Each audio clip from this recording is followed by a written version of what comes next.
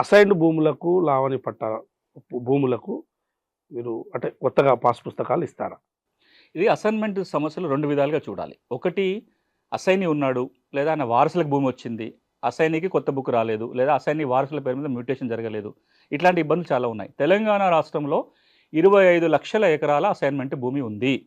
ఇందులో మీరు అసైనీ అయి ఉన్నా, లేదా అసైనీ వారసులకు మ్యూటేషన్ జరగాలన్నా సెక్షన్ 8 కింద పట్టా తెచ్చుకునే అవకాశం ఉంది. మీరు దరఖాస్తు పెట్టొచ్చు, పాస్‌బుక్ వస్తుంది. ఓకే. కానీ ఇక్కడ అడుగుతున్నది ఏందంటే, మేము అసైన్‌మెంట్ భూములను కొనుక్కున్నాము, మాకు పట్టా కావాలని అడుగుతున్నారు. దాని మీద మనం ఈ చట్టం కింద ఉండదు. అసైన్‌మెంట్ భూములు కొంటే పట్టా ఎట్లా అనేది పీఓటీ చట్టం కింద ఉంటది. తెలంగాణ రాష్ట్రంలో అసైన్‌మెంట్ భూముల బదలాయింపు నిషేధ చట్టం 1977 దాన్నే మనం పీఓటీ చట్టం అంటాం, లేదా 9 ఆఫ్ 77 అంటాం. ఈ చట్టం ఏమంటుందంటే అసైనీలు భూముల అమ్మకాలు కొనుగోలు చేయడానికి అంటే వేరే వాళ్ళకి అమ్మడానికి వీలు లేదంటారు. దానికి ఒక ఎక్సెప్షన్ ఏందంటే, భూమి లేని పేద కుటుంబానికి చెందిన వ్యక్తి గనక అసైన్‌మెంట్ భూమి కొంటే వాళ్ళకే లావణి పట్టా లేదా అసైన్‌మెంట్ పట్టా ఇవ్వాలి. ఇచ్చే అధికారం కలెక్టర్‌కు ఉంది. అది పీఓటీ చట్టం కింద. అట్లా గనక ఎవరైనా కలెక్టర్ దగ్గరికి పోయి లావణి పట్టా తెచ్చుకుంటే భూభారతి కింద పాస్‌బుక్ తెచ్చుకునే అవకాశం ఉంటుంది. కానీ ఈ 2 కాకుండా ఒక మూడో అంశం ఉంది. అది రాష్ట్ర వ్యాప్తంగా పెద్ద చర్చ జరుగుతుంది. ప్రభుత్వం నిర్ణయం కూడా తీసుకోవాలి. అదేంటంటే అసైన్‌మెంట్ భూములకి అమ్ముకునే హక్కు కావాలని అడుగుతున్నారు.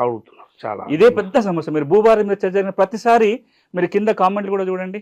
ఎవరైనా వాటిలలో అన్నీ అడుగుతారు. అసైన్‌మెంట్‌కి పట్టాలు ఇస్తారా? పట్టాలు ఇస్తారంటే ఇప్పుడు నేను చెప్పింది ఏంది? అసైనీకి పాస్‌బుక్ ఇవ్వచ్చు. అసైనీ నుంచి పేదోడు కొనుక్కుంటే పాస్‌బుక్‌లు ఇవ్వచ్చు.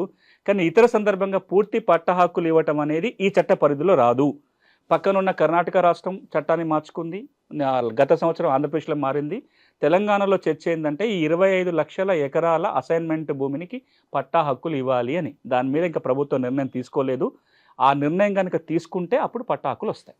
ఓకే. నిర్ణయం తీసుకుంది అంటే ఎట్లా? అది పీఓటీ చట్ట పరిధి. ఇప్పుడు దీని మీద 2 భిన్నాభిప్రాయాలు ఉన్నాయి. ఒక అభిప్రాయం ఏందంటే అసైన్‌మెంట్ భూములు ఇచ్చి తరాలు గడిచిపోతుంది కదా! అప్పటి పరిస్థితుల్లో అమ్మకూడదని నియమం పెట్టడానికి ఒక అర్థం ఉంది.